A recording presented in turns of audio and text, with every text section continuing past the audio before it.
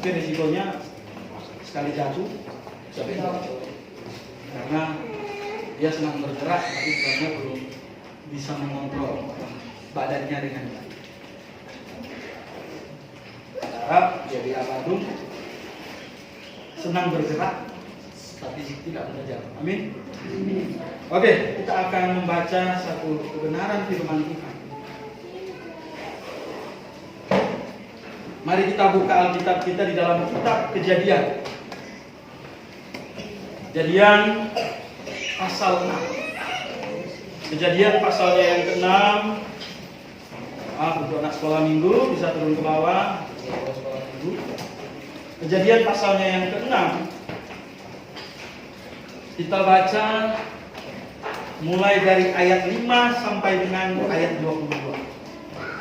Kejadian pasalnya yang ke-6 ayat 5 sampai dengan ayatnya yang ke-22. Saya akan baca ayat firman Tuhan kita di sore hari ini, dan jemaat yang membawa Alkitab silakan membaca dalam hati dan memperhatikan. Saya mulai dari ayatnya yang ke-5. Ketika dilihat Tuhan bahwa kejahatan manusia besar di bumi, dan bahwa segala kecenderungan hatinya selalu membuahkan kejahatan semata-mata, maka menyesallah Tuhan bahwa Ia telah menjadikan manusia di bumi, dan hal itu memilukan hatinya. Berfirmanlah Tuhan, Aku akan menghapuskan manusia yang telah kuciptakan itu dari muka bumi, baik manusia maupun hewan, dan binatang-binatang melata dan burung-burung di udara, sebab aku menyesal bahwa aku telah menjadikan mereka. Tetapi Nuh mendapat kasih karunia di mata Tuhan. Inilah riwayatmu. Nuh adalah seorang yang benar dan tidak bercelah di antara orang-orang sesamanya. Dan Nuh itu hidup bergaul dengan Allah. Nuh memperanakan 3 orang anak laki-laki, Sem, Ham, dan Yafet.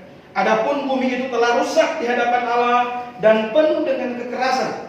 Allah menilik bumi itu dan sungguhlah rusak benar, sebab semua manusia menjalankan hidup yang rusak di bumi.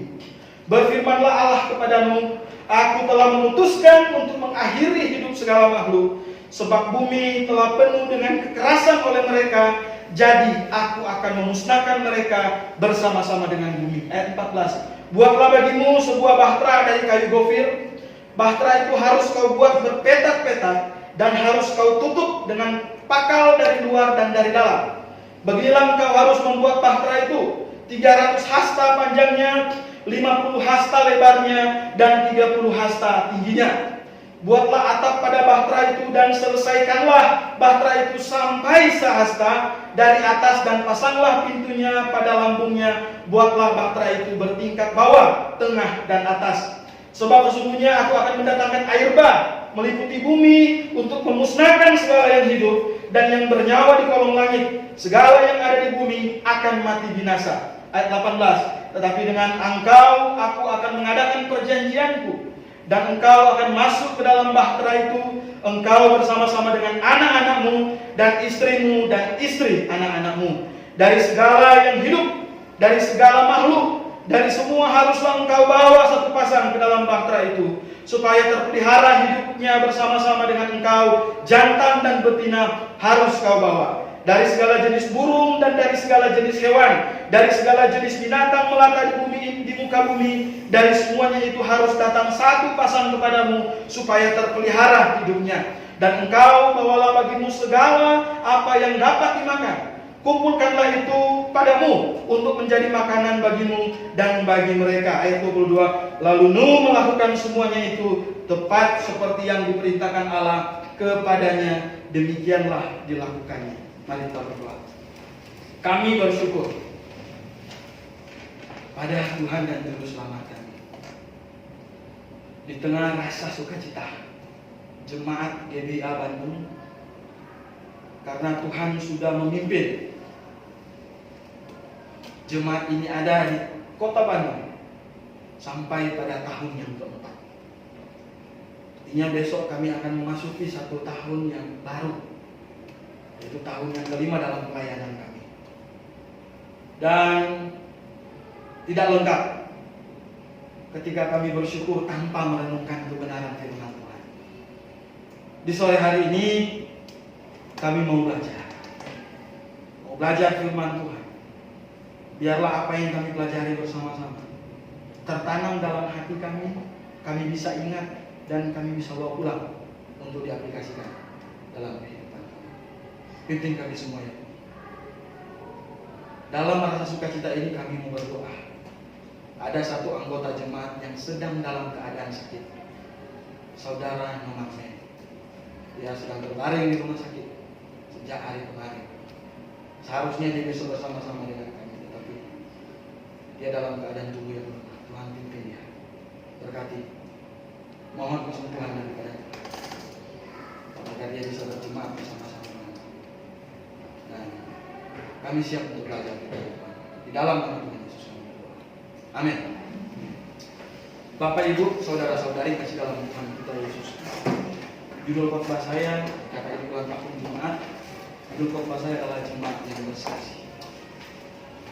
Tadi ada lagu yang kita sudah nyanyikan tadi 264 kalau sudahkah yang terbaik itu dibuat Yesus.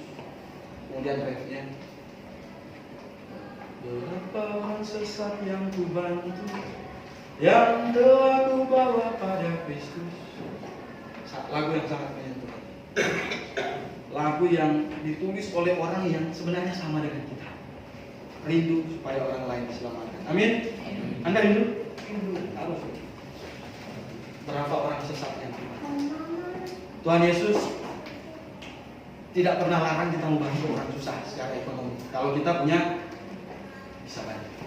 Tetapi yang paling penting Tuhan Yesus mau adalah kita bantu orang yang sedang dalam kesesatan, mau menuju ke jurang maut, kemudian kita bawa kepada Kristus. Itu yang paling penting. Terima kasih Tuhan kita Yesus Kristus. Saya yakin bahwa cerita tentang Nuh ini bukan lagi cerita yang asing bagi kita. Ketika kita mulai belajar di sekolah minggu, salah satu cerita andalan adalah tentang Nabi Nuh. Sampai ada lagu Nabi Nuh dan istrinya, 3 orang anaknya. Kita akan lupa lagi. Dan dari satu cerita yang sangat sederhana ini sebenarnya mengandung satu kebenaran yang luar biasa. Ketika Tuhan melihat kehidupan manusia yang semakin hari semakin tidak baik di hadapan Tuhan, artinya dosa itu semakin hari semakin merajalela. Seperti apa yang kita baca tadi dalam ayatnya yang kelima. Tuhan memutuskan untuk menghukum bumi. Dan saudara tidak tanggung-tanggung. Tidak tanggung-tanggung. Tuhan putuskan untuk menghukum semua, seluruh dunia. Tidak tanggung-tanggung. Tuhan tidak bicara pengecualian. Kalau kita baca di dalam ayatnya yang ke-9, ayatnya yang ke-12, 13, Tuhan bilang Tuhan ambil keputusan untuk menghukum manusia. Kemudian dikatakan ternyata ada satu keluarga yang tidak turut dihukum, yaitu keluarga Nuh. Yang nantinya jumlah dari keluarga itu adalah 8 orang. Nuh istrinya, kemudian 3 orang anaknya dan 3 istri. 3 orang istri dari itu. Ada 8. Dan tentu ini merupakan satu kasih karunia yang luar biasa. Bukan karena Nuh kaya, bukan karena Nuh orang yang memiliki kedudukan yang tinggi, tidak, saudara. Tidak ada dijelaskan di dalam Alkitab. Akhirnya Tuhan menyisakan Nuh karena Nuh kaya, karena Nuh memiliki memiliki harta yang melimpah. Karena waktu itu Nuh adalah seorang menteri, raja, tidak. Tetapi kalau kita baca dalam ayatnya yang ke-9, dikatakan karena apa? Nuh adalah orang yang benar dan tidak bercela di antara orang-orang sesamanya. Dan Nuh itu hidup bergaul dengan Allah. Cuma satu alasan. Kenapa Tuhan tahu? Karena dia adalah orang yang benar dan hidup bergaul dengan Allah. Dan pada kesempatan itu, tentu Tuhan mampu melihat hati semua manusia yang ada di seluruh bumi. Bukan hanya ada di Timur Tengah, bukan yang hanya ada di Bandung, bukan. bukan yang hanya ada di Cimahi, bukan. Tetapi semua manusia yang ada di seluruh bumi, termasuk pada waktu itu. Sehingga Tuhan yang paling tahu.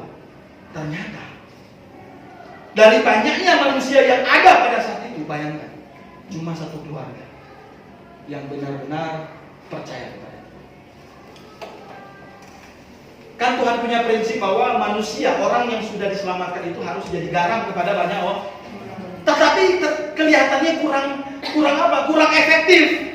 Karena daging babinya 100 kilo, tetapi garamnya cuma 2 sendok. Bisa asin nggak dagingnya? Nggak bisa. Daging babinya 100 kilo, bayangin. Kemudian garamnya cuma 8 sendok pada 8 orang. Dia mau asinkan 10 kilo aja belum tentu asin. Apalagi mau asinkan 100 kilo. Tuhan tahu bahwa satu keluarga ini tidak akan bisa menginjil kepada seluruh dunia. Akhirnya Tuhan ambil keputusan. Dan dalam keputusan itu sebenarnya ini merupakan titik terakhir di mana Tuhan mau melihat kalau Nuh bisa bersaksi kepada detik-detik terakhir orang ini mau terima Tuhan atau tidak. Bagaimana cara Tuhan Nuh bersaksi kepada orang-orang yang berdosa pada waktu itu? Lewat bahtera. Nuh bikin bahtera, kapal besar. Bikinnya di mana? Di atas gunung. Masuk akal nggak? Orang lihat ini kok orang gila bener. Bikin kapal ya di laut atau di danau, ya kan? Bikin kapal ya di pinggir danau Toba gitu. Atau di laut mana? Pangandaran atau di mana? Kok ini bikin kapalnya di atas gunung? Harusnya orang bertanya, Nuh ngapain kamu bikin kapal di atas gunung? Dari situlah Nuh bisa bersaksi. Itulah kesaksian terakhir dari keluarga. Tetapi saudara yang kasih Tuhan kita Yesus Kristus, tidak ada satu orang pun yang bertanya kepada. Tidak ada satu orang pun yang bertanya kepada. Dan tentu untuk bikin bahtera, cuma andalkan 8 orang, 4 laki-laki dan 4 perempuan. Dulu belum ada mesin katam, ya kan? Belum ada mesin katam. Dulu belum ada mesin sensor. Kalau sekarang enak ya. Tinggal pikul sensor 1 hari bisa berapa pohon dia sikat. Artinya ini bukan jangka waktu yang berapa hari langsung jadi bahtera. Saya yakin bahwa bahtera itu jadi dalam waktu yang cukup lama.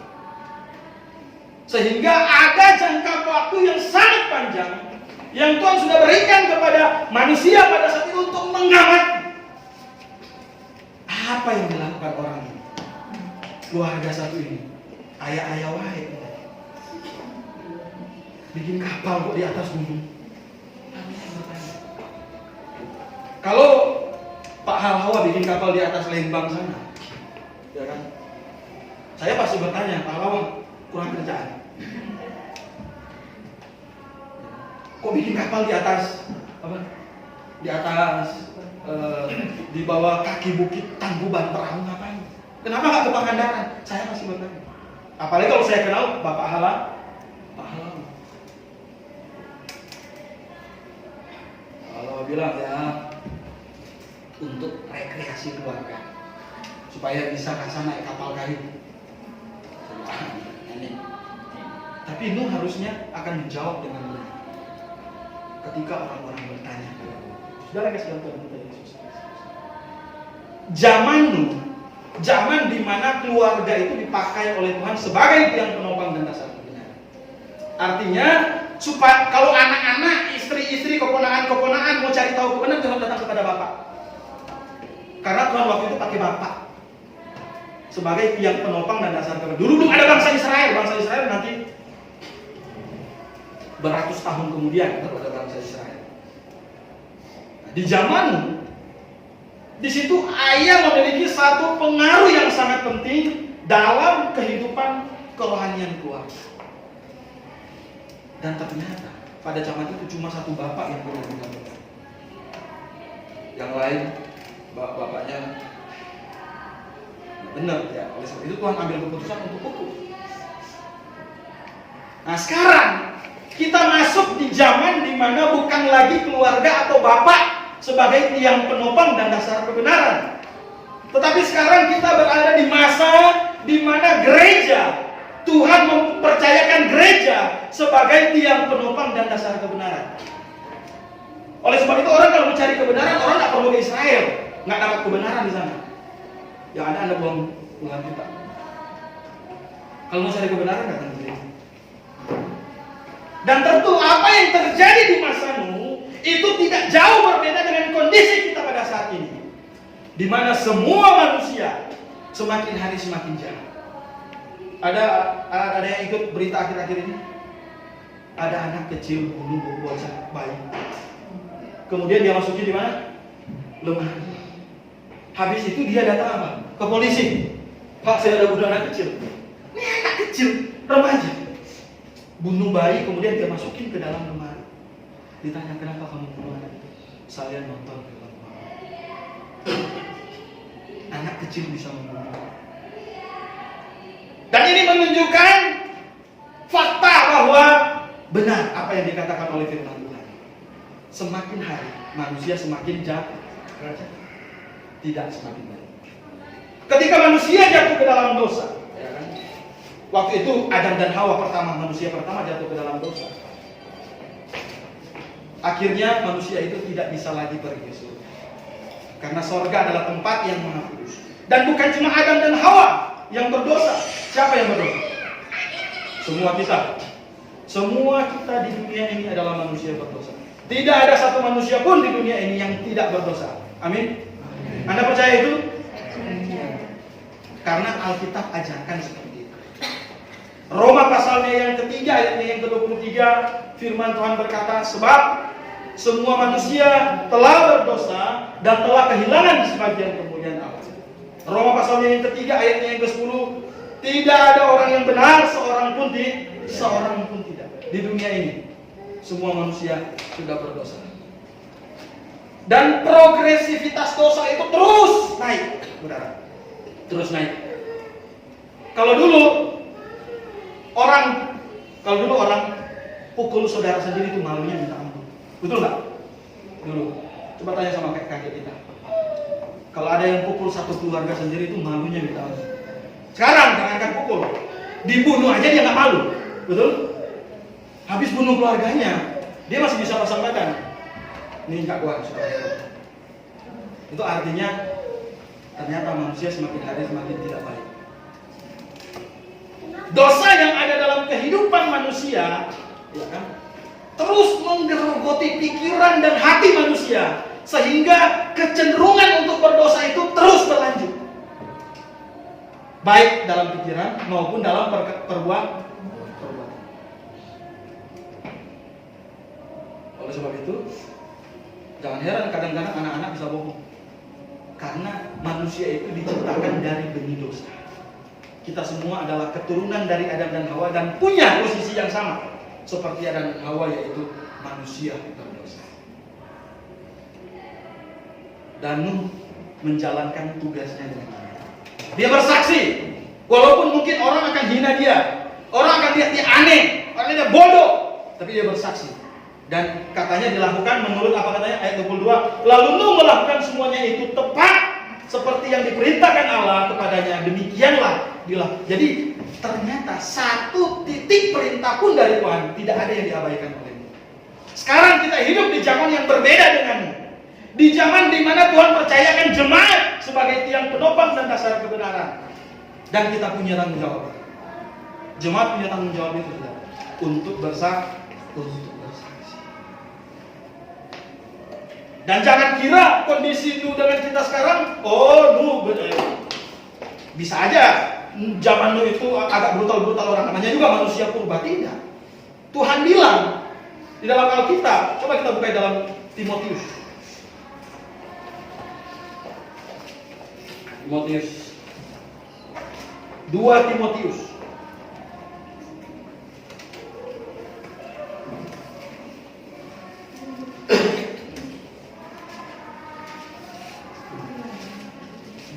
Timotius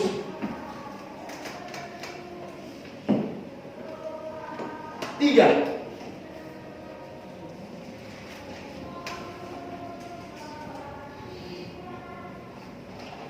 2 Timotius 3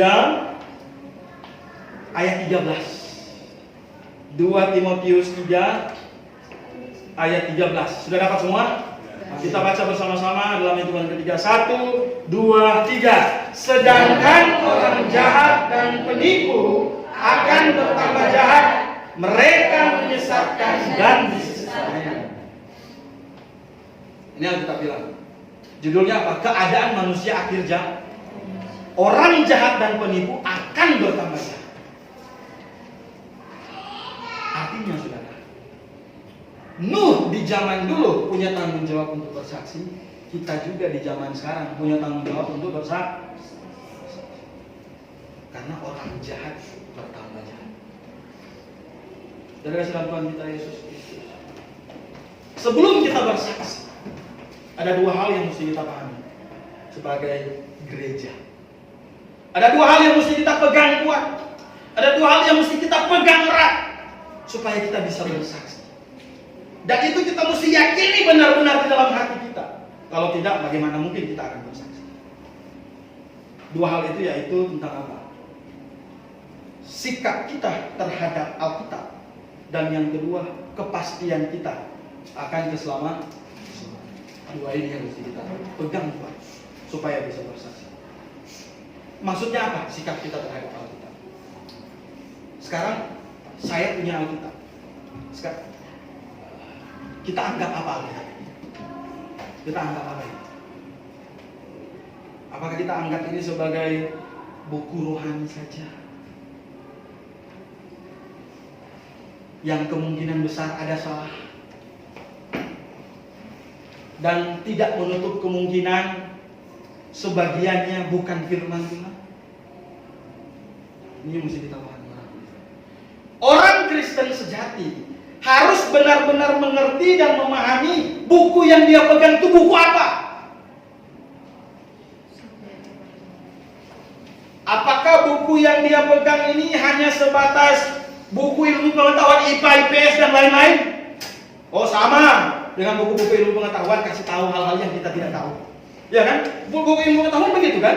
Kasih tahu hal-hal yang kita belum tahu. Alkitab juga sebenarnya. Tetapi apakah akan setara dengan sama dengan buku-buku ilmu pengetahuan demikian?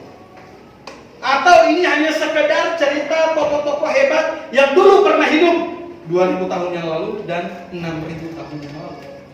Oh, ada satu tokoh namanya Daud.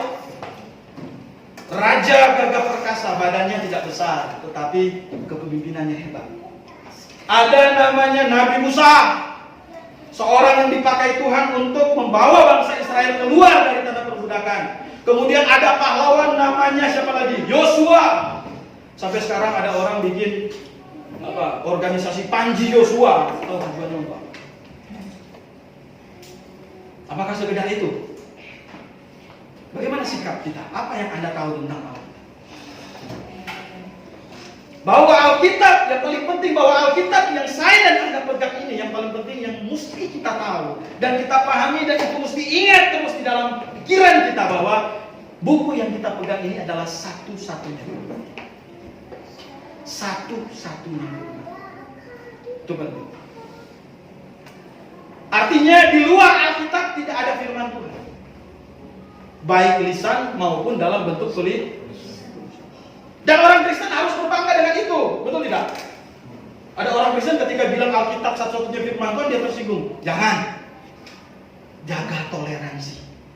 Hargai katanya kitab-kitab yang lain. Tidak. Ini sikap iman kita, betul kan? Sikap iman kita bahwa kita percaya bahwa Alkitab yang kita pegang ini adalah satu-satunya firman Tuhan. 39 kitab perjanjian lama dan 27 kitab perjanjian baru. Jadi jumlahnya ada 66 kitab. Di luar itu bukan firman Tuhan. Amin. Ada yang berani bilang di luar itu bukan firman Tuhan? Orang Kristen punya iman. Kalau ini pengaruhnya besar. Kalau kita tidak percaya Alkitab satu-satunya firman Tuhan, itu akan berpengaruh kepada banyak hal. Pengaruhnya kepada apa? Yang paling penting adalah pengaruhnya kepada keselamatan Anda. Kenapa? Nanti akan ada juru selamat yang lain kalau Alkitab bukan satu-satunya firman Tuhan. Kan Tuhan Yesus bilang di Alkitab, "Akulah jalan dan kebenaran dan hidup. Tidak ada seorang pun dapat datang kepada Bapa kalau tidak melalui Aku." Perkataan ini tidak mungkin tercatat di kitab lain. Hanya ada di dalam Alkitab. Kalau seandainya kita tidak percaya Alkitab adalah satu-satunya firman Tuhan, berarti kita membuka peluang kepada pihak-pihak lain yang akan akhirnya mengaku apa? Juru selamat. Dan kepercayaan Anda nanti kepada Tuhan Yesus akan sia-sia. Betul? Tiba-tiba besok muncul lagi satu kitab. Kalau seandainya Alkitab bukan satu-satunya firman Tuhan, muncul lagi satu kitab. Kitab itu mengajarkan bahwa selamat bukan iman kepada Tuhan Yesus, tetapi kalau mau selamat, bangun jembatan dari Sibolga ke Nias. Satu orang satu jembatan. Mau ikut nggak? Besok tiba-tiba ada kitab yang akan muncul, kemudian dia ngaku firman Tuhan. Kalau di Alkitab kan bilang bertobat dan percaya kepada Tuhan Yesus. Tiba-tiba ada kitab lain datang, dia ngaku firman Tuhan. Karena kita tidak percaya Alkitab satu-satunya firman Tuhan, akhirnya kita percaya yang baru datang itu adalah firman Tuhan.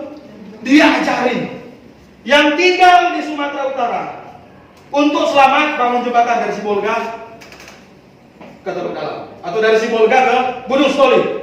Satu orang satu jembatan. Yang tinggal di Sulawesi harus bangun jembatan ya kan, dari Kota Manado ke Sangir Talaut. Lebih jauh dari Sibolga ke Gunung Stoli. Gimana ini? Kita mau percaya? Nah inilah, kalau kita punya iman kita kepada Alkitab sebagai satu-satunya firman Tuhan, berarti tidak akan mungkin lagi kita percaya firman Tuhan yang mengaku firman Tuhan yang lain. Betul? Nah itu sikap iman. Karena nanti akan berpengaruh pada keselamatan Anda. Kemudian 2 tahun depan datang lagi kitab yang lain mengaku. Kan kita baru bangun jembatan dari Sibolga ke Gunung Stoli. Datang lagi kitab yang lain ngajarin supaya selamat bongkar jembatan dari Gunung Stoli ke Sibolga. Gimana nggak capek? Nah, saudara yang dalam Tuhan kita Yesus Kristus, kita mesti paham. Karena satu-satunya petunjuk orang Kristen itu adalah Alkitab. Kita mesti bangga kita punya Alkitab.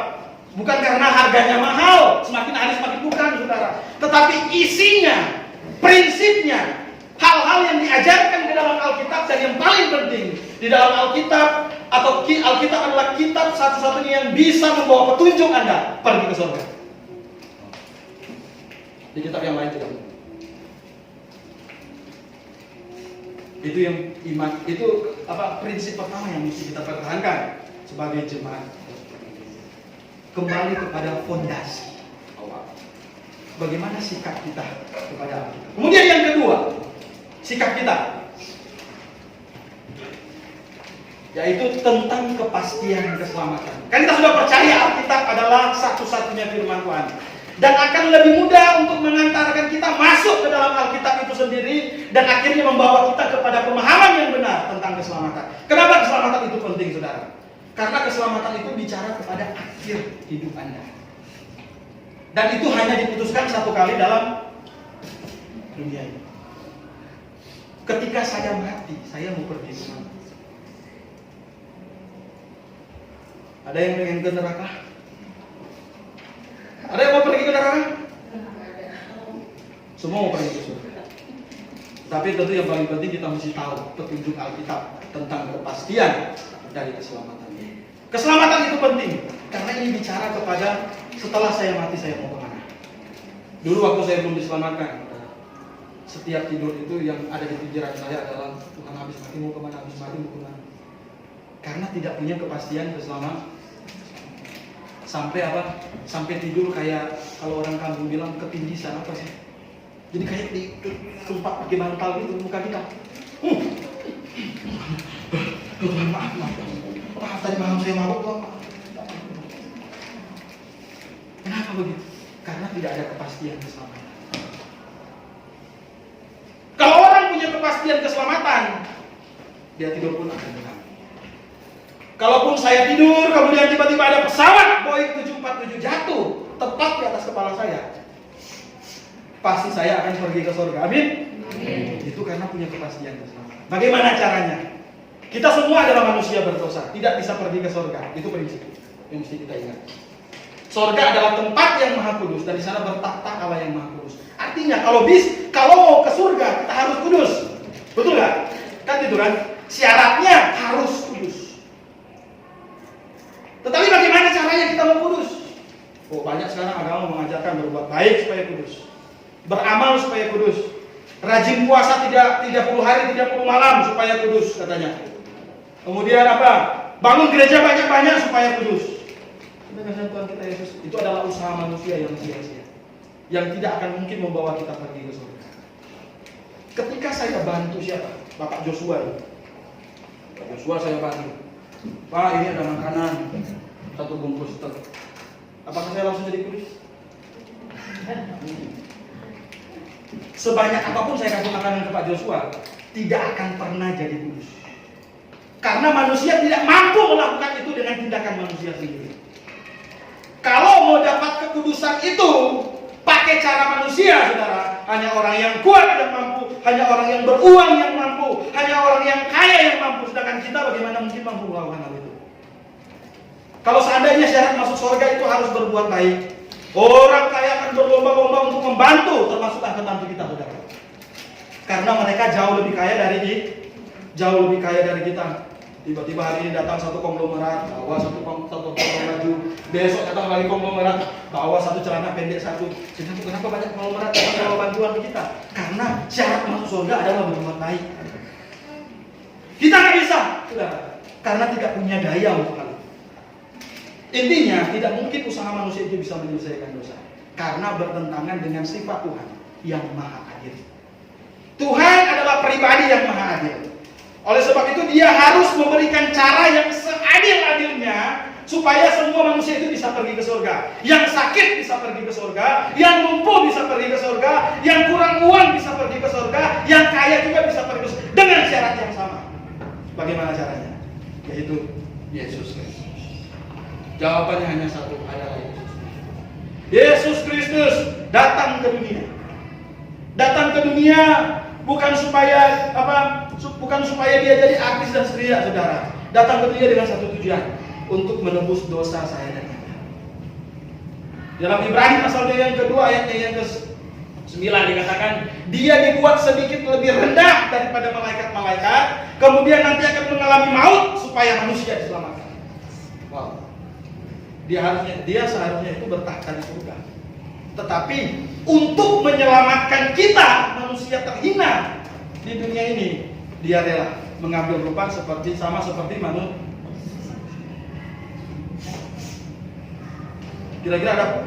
Kira-kira ada orang yang apa?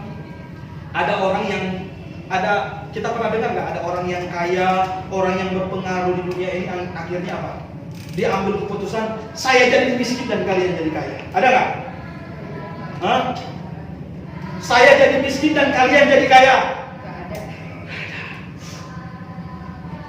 Tetapi Tuhan Yesus jauh lebih kaya dari orang-orang yang mengaku kaya di dunia. Itu pun dia mau datang ke dunia untuk menyelamatkan saya. Kematian Tuhan Yesus di atas kayu salib itu mau menggantikan hukuman kita. Seharusnya saya dan Anda yang dihukumkan, tetapi hukuman itu digantikan oleh Tuhan Yesus. Ketika kita bertobat dan percaya kepada Tuhan Yesus sebagai Tuhan dan Juru Selamat, pada saat itulah kita diberikan posisi dan hati yang kudus. Dapat kekudusan dari itu, akhirnya bisa pergi ke surga. Bukan tubuh kita ini yang kudus, nggak akan, saudara. Nggak akan kudus tubuh kita ini. Tetapi yang kudus adalah rohani dan hati kita. Dan inilah yang akan membawa kita kepada surga yang diidam-idamkan oleh orang yang beragama. Surga yang benar, bukan surga yang salah. Soalnya ada surga yang KW itu punya bidadari. Kalau surganya kita nggak ada bidadari, saudara. Jadi jangan Anda berharap kita langsung surga, siapa tahu ada bidadari di sana.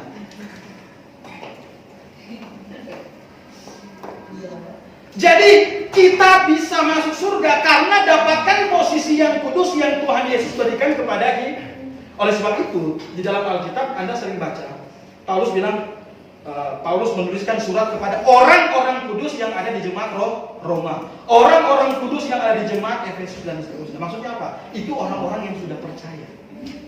Jadi bukan tubuhnya yang dikuduskan, ya kan? Yang dari kurang tirus kemudian akhirnya jadi tirus. Bukan itu yang dikuduskan, saudara. Tetapi kerohanian kita yang dikuduskan. Itu penting. Sekarang berapa banyak orang Kristen yang sudah melakukan itu?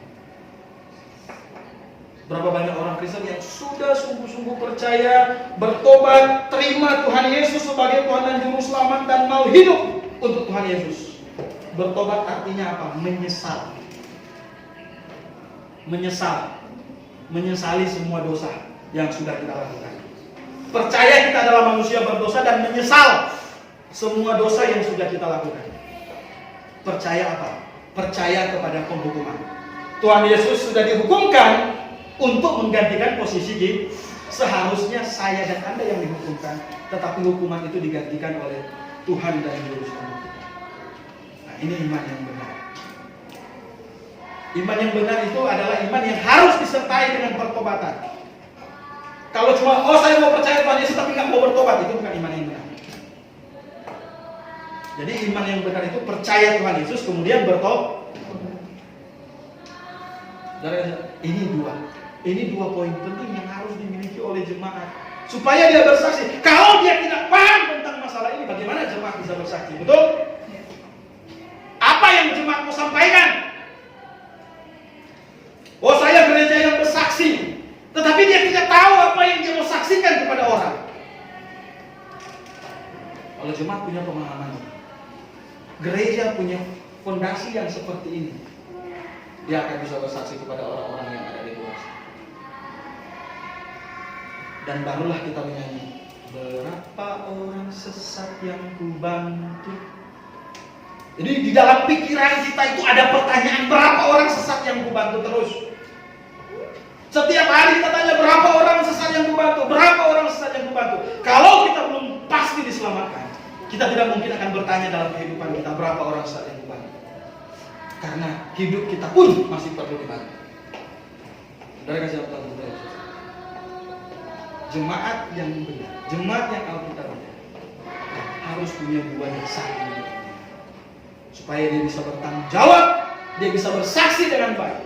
Sekarang Tuhan tidak pakai lagi orang Yahudi sebagai standar kebenaran. Ingat, Tuhan pakai gereja sebagai tiang penopang dan dasar kebenaran.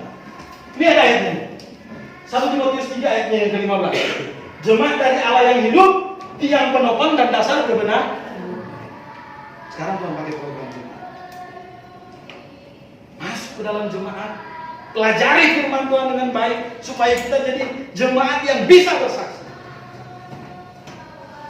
Banyak orang Kristen akhirnya pusing untuk bersaksi kepada orang-orang yang di sekitarnya. Kalau Tuhan Yesus satu-satunya juru selamat, bagaimana dengan Adam yang tidak pernah lihat Tuhan Yesus tapi selamat?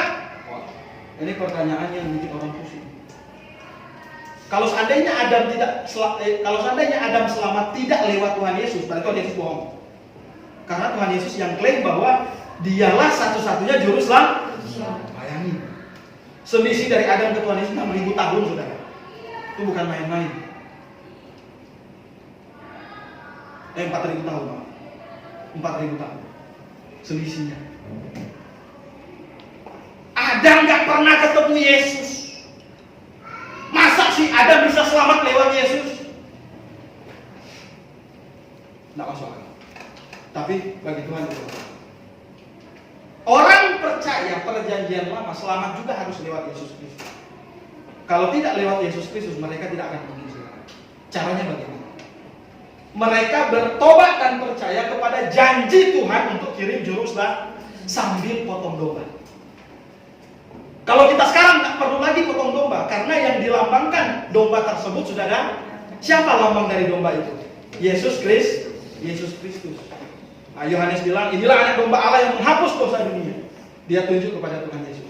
Sekarang kenapa orang Kristen tidak ada hari raya namanya hari raya sembelih korban domba? Ya orang ngapain kita korban domba? Domba yang benar sudah datang. Tidak perlu lagi.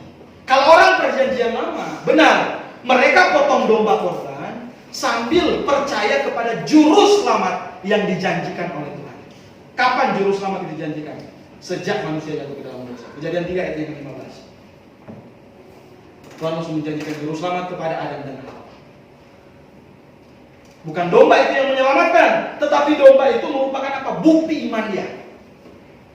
Kan domba itu nggak ada salah apa-apa. Tiba-tiba orang sembelih. Masih ingat cerita tentang bangsa Israel mau keluar dari tanah Mesir? Tuhan pakai Musa. 9 tulah. Orang Mesir kan tetap berkeras hati. Pokoknya nggak boleh. Firaun bilang, mereka ini pekerja gratis, nggak boleh keluar dari tanah Mesir. Tuhan bilang bangsa Israel siap-siap. Tulah ke-10 kalian pasti akan keluar. Tulah ke-10 adalah anak sulung mati. Semua anak sulung di Mesir mati kecuali anak sulung bangsa Israel. Dengan syarat apa? Setiap keluarga dari bangsa Israel harus potong domba. Potong domba, kemudian darahnya dioleskan di apa? Pintu atas, kiri, dan kanan. Itu melambangkan salib. Jadi ketika malaikat maut lewat, kemudian lihat ada tanda darah, itu tidak jadi mati anak sulung di rumah itu. Seharusnya siapa yang mati? Seharusnya anak sulung di rumah itu yang mati. Tetapi kematian anak sulung itu digantikan oleh domba. Sama dengan kita. Seharusnya kita yang mati di atas kayu salib. Tetapi kematian Kristus menggantikan kita. Akhirnya orang-orang percaya di dalam perjanjian lama melakukan itu sebagai bukti iman dia. Dan contoh yang paling konkret seperti yang kita baca tadi, Nuh. Coba kita lihat Nuh. Keluaran pasalnya yang Kejadian pasal 6, pasal 7.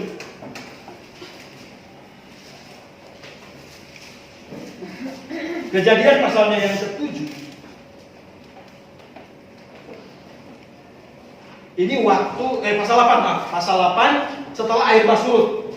Kita baca ayatnya yang ke-20 dan 21.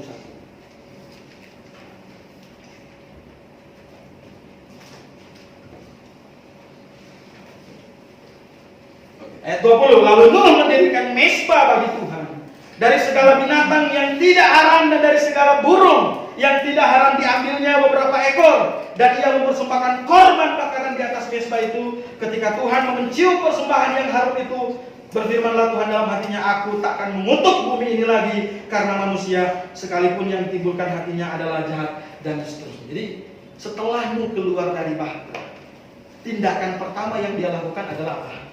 Bangun rumah? Bukan. Dia tunjukkan dulu bukti iman dia kepada Tuhan. Mempersembahkan korban. Itulah iman kita. Iman orang perjanjian lama. Lewat siapa? Tetap lewat Yesus Kristus. Tetapi mereka mengenal Yesus Kristus itu sebagai juru selamat yang dijanjikan. Saudara kasih Tuhan kita Yesus Kristus. Jemaat punya peranan yang sangat penting untuk bersaksi. Tapi jemaat harus memahami hal ini supaya dia bersaksi dengan baik. Bagaimana mungkin kita akan suruh orang untuk obat orang lain kalau orang itu tidak pernah tahu cara mengobati orang lain sendiri? Dia tidak pernah belajar. Jadinya apa, saudara? Mati. Ya kan? Kan banyak sekali malpraktek dalam dunia kesehatan dan seterusnya. Kenapa? Karena mungkin salah satu alasannya karena mereka tidak memahami itu dengan baik. Akhirnya tindakannya salah.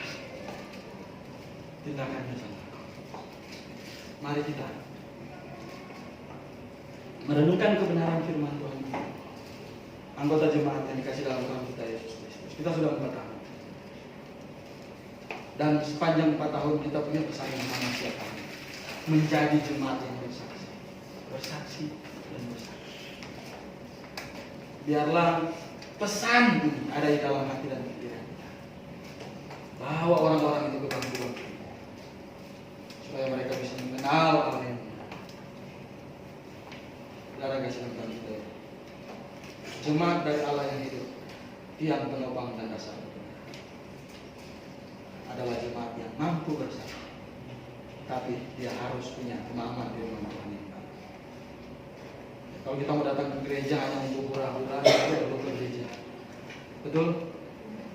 tinggal buka tenda, ya cukup di tenda itu aja kita berperang. Kita datang di gereja itu untuk masuk ke dalam kebenaran. Karena sekarang jemaat dipercayakan. Anda tidak perlu tabung uang 50 juta untuk berangkat ke Israel, karena di Israel tidak ada kebenaran.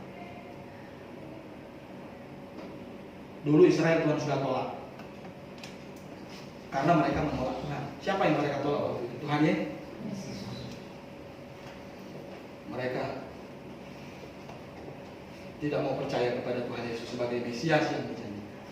Dan akhirnya Tuhan alihkan kepercayaan itu kepada jemaat lokal. Dari dalam Tuhan kita Yesus Kristus. Kalau di masa dulu orang-orang Ethiopia untuk cari kebenaran itu harus datang ke Yerusalem, dan perjalanannya jauh sekali. Jauh sekali orang-orang Ethiopia. Tetapi sekarang kita mencari kebenaran harus cari gereja yang sungguh-sungguh dan mampu mengajarkan jemaat supaya bisa bertanggung jawab kepada iman kita. Amin, Bapak sekalian. Anda sudah sungguh-sungguh diselamatkan?